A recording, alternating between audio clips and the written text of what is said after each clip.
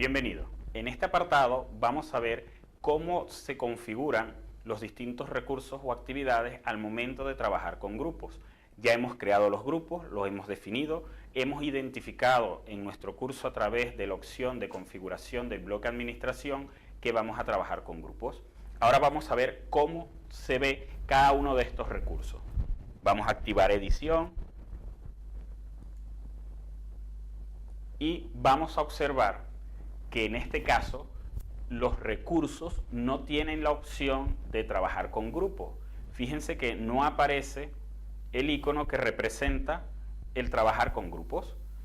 En cambio, en las actividades sí vamos a tener el icono representativo.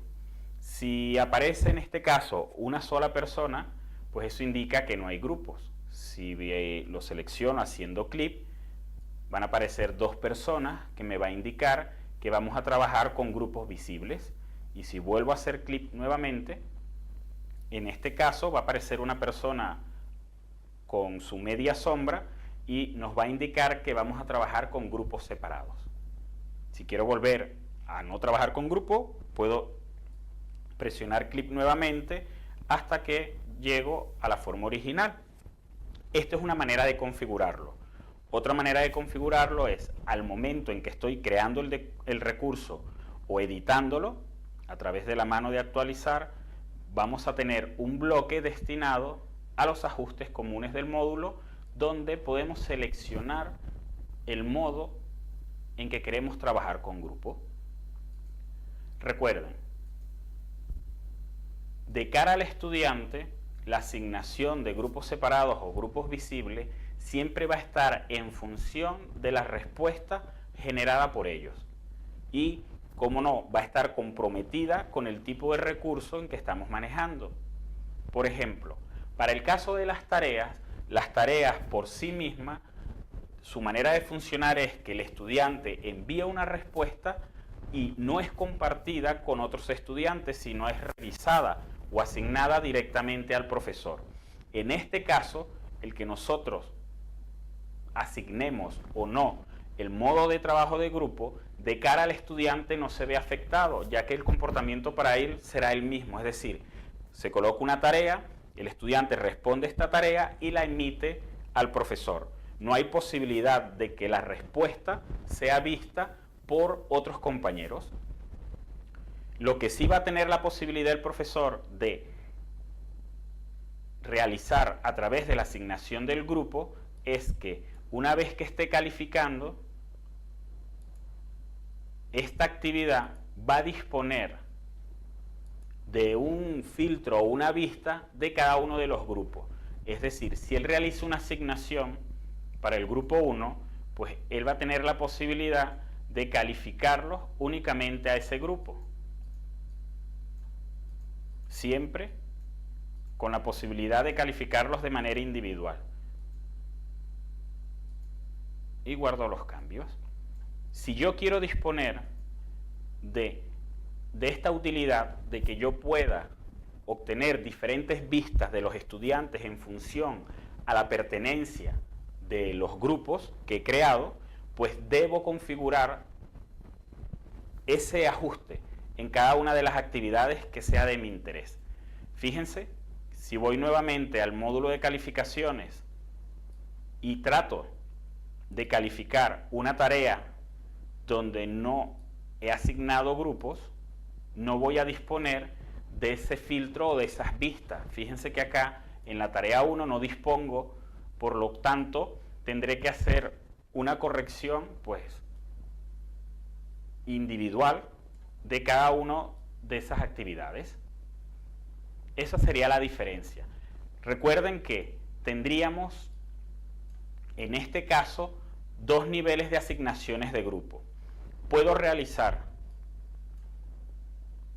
una vista de todas las calificaciones, ¿verdad? En este caso sería como de las calificaciones generales, porque le he dicho a la configuración de mi curso que voy a trabajar con grupo. Luego, cuando profundizo o entro en la tarea individual, solo si configuro esa tarea como que la voy a trabajar con grupos, para este caso sería lo mismo, grupos separados o grupos visibles, voy a tener esa utilidad solo si le he asignado. Y si no la he asignado, pues no la tendré a disposición. Esa asignación individual de las actividades se realiza a través del icono de grupos, ¿verdad? Presionando grupos separados o grupos visibles, o a través de la edición. La puedo editar y sería lo mismo. Y seleccionar si voy a trabajar con grupos separados o con grupos visibles. En el caso de los foros, las vistas adquieren un mayor sentido. Por ejemplo, fíjense que yo he configurado únicamente un foro. Esto quiere decir que todos los estudiantes van a tener una vista o van a tener a disposición este foro. Pero si yo quiero restringir la respuesta de los estudiantes, yo puedo configurar los grupos del foro. Así tendré las siguientes posibilidades. A través de los ajustes comunes del módulo. Si selecciono que no hay grupo, esto quiere decir que todos los estudiantes, así yo haya, esto es independiente de la constitución de los grupos. Si yo digo que ese recurso lo voy a trabajar sin grupos, es decir, que no hay grupos, esto quiere decir que todos los estudiantes serán un único grupo y estarán interactuando en el foro de manera abierta. Yo puedo comentar sobre la participación de cada estudiante y vamos a vernos todas las respuestas. Si por el contrario yo quiero trabajar con grupos separados, esto quiere decir que cada grupo va a tener como una especie de pequeño foro donde sus respuestas no van a salir de los participantes o miembros de cada grupo. Y si digo grupos visibles, en este caso los estudiantes pueden ver las respuestas de sus compañeros, pero no pueden participar en respuestas de grupos a los que no pertenecen. Únicamente pueden escribir, editar o comentar respuestas a las que pertenece su grupo.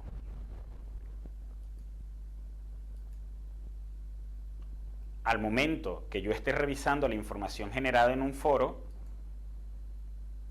yo voy a tener la posibilidad de discriminar las diferentes aportaciones de cada uno de los grupos mediante el filtro que me va a indicar si voy a trabajar con grupos visibles o no. Es muy importante tener siempre en cuenta que el primer paso que debemos realizar es configurar o constituir los grupos. Una vez que lo hemos constituido, cada recurso tiene un uso particular de cada uno de los grupos. Si yo lo que quiero, por el contrario, es limitar el acceso de un recurso o de una actividad a un grupo específico, en este caso esa asignación se debe hacer a través de los agrupamientos, que es el próximo punto que vamos a ver.